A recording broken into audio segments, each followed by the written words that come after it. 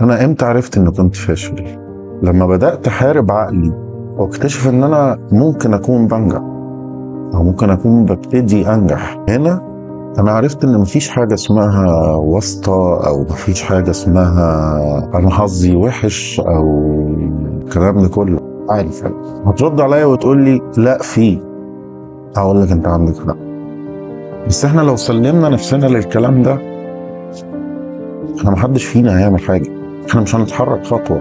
فخلينا نحارب الكلام ده بالعقل وبالشغل بالجهد بتاعنا، ونشوف احنا ممكن نوصل لإيه.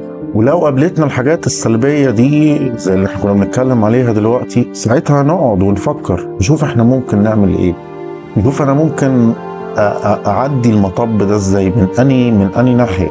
واقول لكم على حاجة، نعديها. عارفين ليه؟ عشان ربنا شاف كل حاجة احنا عملناها، كل حاجة احنا حاولنا ان احنا نعملها عشان نتخطى كل ده.